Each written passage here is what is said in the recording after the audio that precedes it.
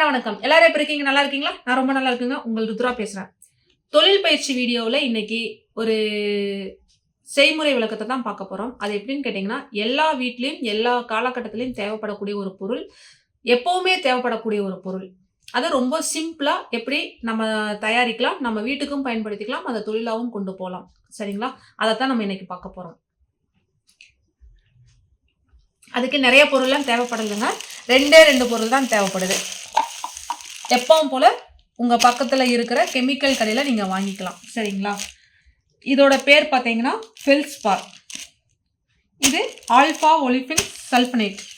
இந்த 2 பொருள் தான். இந்த 2 பொருளை வச்சு நம்ம என்ன தயாரிக்க போறோம் அப்படின்னா, ஓரளவுக்கு கெஸ் பண்ணியிருப்பீங்க. பாத்திரம் கழுவக்கூடிய அந்த பவுடர் தான் நம்ம தயாரிக்க போறோம். சரிங்களா?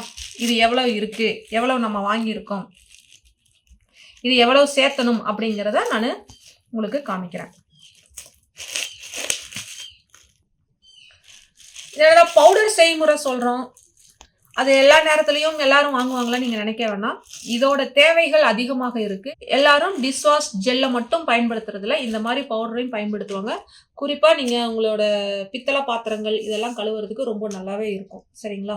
பித்தளை பாத்திரங்கள் கழுவுறதுக்காக பவுடர் தான் அதிகமா யூஸ் பண்ணிட்டு இருக்காங்க, ஜெல்லை விட. சரிங்களா? இது பாத்தீங்கன்னா 1 கிலோ அளவுக்கு நாங்க வாங்கியிருக்கோம். சும்மா ஒரு 10-15 கிராம் அளவுக்கு தான் அதாக இருக்கும். நாங்கள் 1 கிலோ கேட்டிருக்கோம். கடையில் கொடுத்தா அந்த 1 கிலோ அப்படியே வாங்கியிருக்கு. சரிங்களா?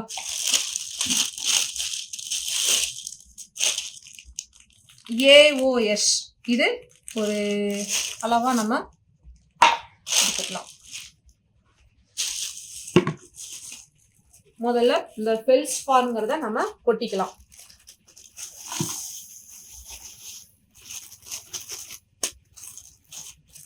இதுக்கு நீங்க கைக்கு கிளவுஸ் போடணுங்கிற அவசியம்லாம் எதுவுமே இல்லை. பூஜா பொருள்லாம் வாங்கி நீங்க பிஸ்னஸ் பண்றீங்க, இப்போ ஊதுபத்தி கற்பூரம்லாம் பிஸ்னஸ் பண்றீங்கன்னா நீங்க அதோட இதுவும் பூஜா பொருள்லாம் பாத்திரங்களாக கழுவுறதுக்கு இதை கொண்டு போகலாம். சில்வர் பாத்திரத்துக்கும் நல்லா இருக்கும், எவர் சில்வர் பாத்திரத்துக்கு நல்லா இருக்கும், பித்தளை பாத்திரத்துக்கும் நல்லா இருக்கும். குவாலிட்டி ரொம்ப பெஸ்டா இருக்குங்க. நல்லா கலக்குங்க. ஒரு 10 நிமிஷம் அளவுக்கு நல்லா கலக்குங்க.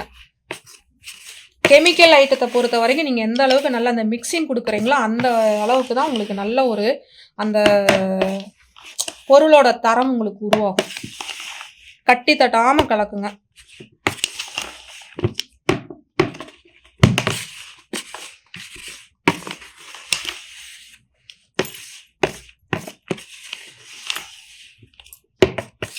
வீட்டுக்கு வேணாலும் நீங்கள் தயார்படுத்தி வச்சுக்கலாம்.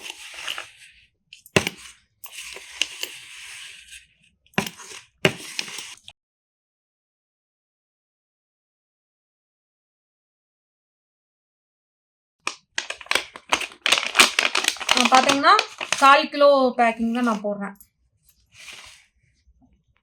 நான் இதை சேல்ஸ் பண்ண மாட்டேன். நான் என்ன பண்ணுவேன்னு கேட்டிங்கன்னா, என்கிட்ட பூஜா பொருள்லாம் வாங்குறாங்கல்ல அவங்களுக்கு நான் ஃப்ரீயாகவே நான் போட்டு கொடுத்துருவேன். எப்போவுமே நமக்கு ஒரு நல்ல ஒரு இது கொடுக்குறாங்க கஸ்டமர்னால் அவங்களுக்கு நம்மளால் முடிஞ்ச ஒரு இதை கொடுக்கணும்.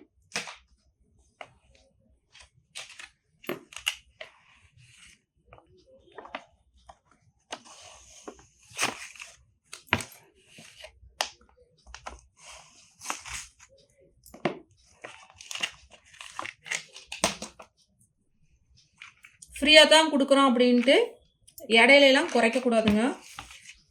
நம்ம தொழிலில் ரொம்ப ஒரு நியாயமாக இருக்கணும். அதுதான் நம்மளே வளர்த்தி விடும்.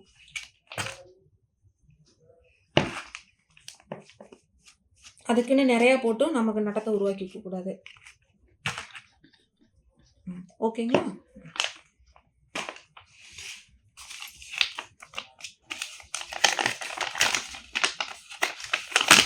உங்களுக்கு வீடியோக்காக போடணுங்கிறதுக்காக தான் நான் குறைஞ்ச அளவில் போட்டிருக்கேன். ஏன்னா நான் ஆல்ரெடி நிறையா செஞ்சு வச்சுட்டேன். கிட்டத்தட்ட ஒரு 50 kg அளவுக்கு செஞ்சு வச்சுருக்கோம். அதனால தான் உங்களுக்கு அளவாக செஞ்சு காமிக்கணுங்கிறதுக்காக அளவாக செஞ்சுருக்கேன். வேறு ஒன்றும் இல்லை.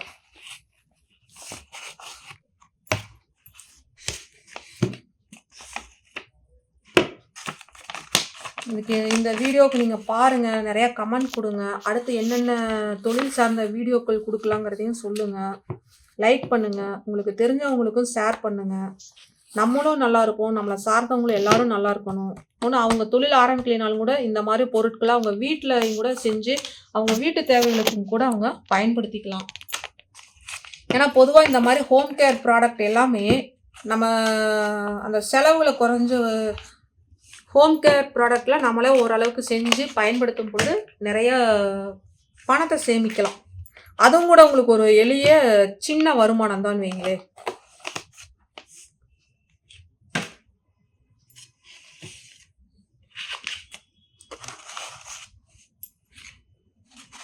நல்லா உங்களுக்கு நுர வருங்க.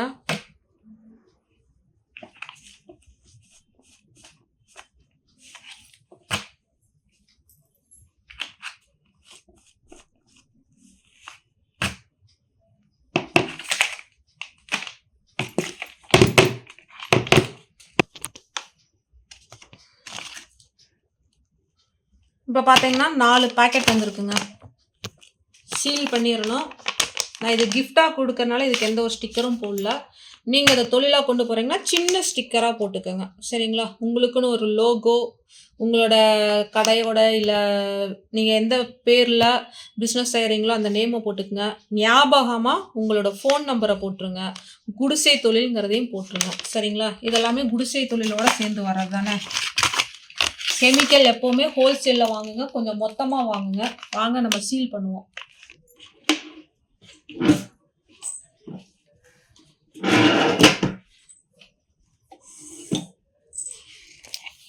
எப்போவுமே நம்மகிட்ட இருக்கிறத வச்சு நம்ம நிறைவாக நம்ம பிஸ்னஸாக ரொம்ப சக்ஸஸ்ஃபுல்லாக கொண்டு போகணும்.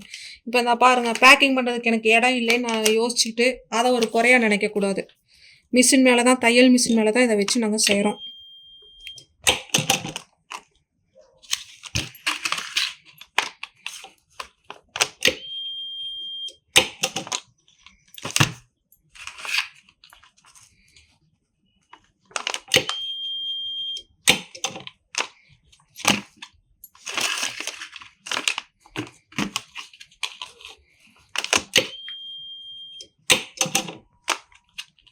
நாலு இதுவுமே நம்ம சேல்ஸுக்கு கொடுக்குற அளவுக்கு 4 பேக்கெட்டுமே தயாராகிடுச்சுங்க.